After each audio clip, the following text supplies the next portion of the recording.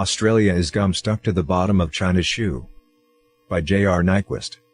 May 6, 2020. China is falling back on brutal threats, bullying tactics, and invective, to thwart an investigation into the origins of COVID-19. The Atlantic headline on 19th of March said, China is avoiding blame by trolling the world. But now, China avoids blame by open menace. It is well known that Chinese officials have covered their tracks in Wuhan. It's a matter of public record. We still don't have the full story. We don't know how the virus became infectious, or how it got out of China's Level 4 virology lab.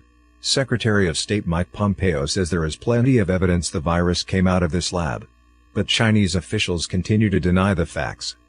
If you criticize China for lying about the virus, expect invective from the Beijing state-controlled press.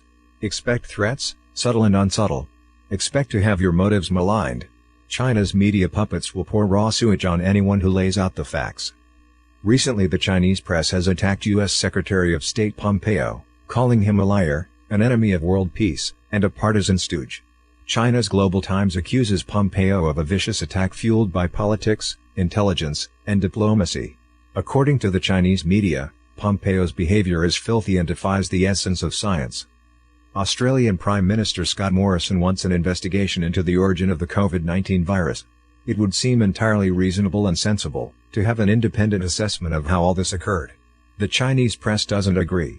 According to China's media, Australia is gum stuck to the bottom of China's shoe. According to the Global Times, the Morrison government's adventurism is in defiance of rational thought and common sense. If someone were to invent bullying behavior from a totalitarian state, who could invent better lines than these? Australia is vulnerable to China's growing military preponderance. If Australia was threatened with invasion by an overstretched Japanese military in 1942, the situation is much worse with regard to a Chinese invasion in 2020. In raw military terms, China outnumbers Australia at sea 300 to 50 in warships, 5,200 to 309 in warplanes. With regard to land forces, China has over 250 infantry divisions, 8 armor divisions and 17 artillery divisions against Australia's 12 brigades, a brigade being smaller than a division.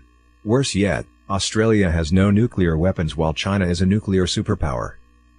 To his credit, Prime Minister Morrison has not backed down, despite subsequent economic bullying from the Chinese ambassador.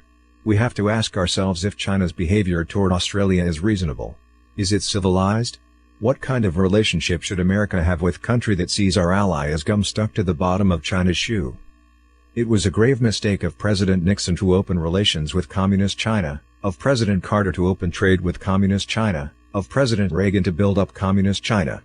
We have helped a formidable enemy become a great power. This lack of foresight has landed us in a difficult situation.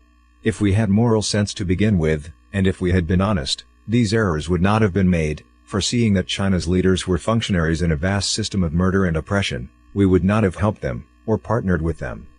In the coming days we will be subjected to intensive propaganda. China's business partners in the pharmaceutical and other industries will be applying the screws to our politicians.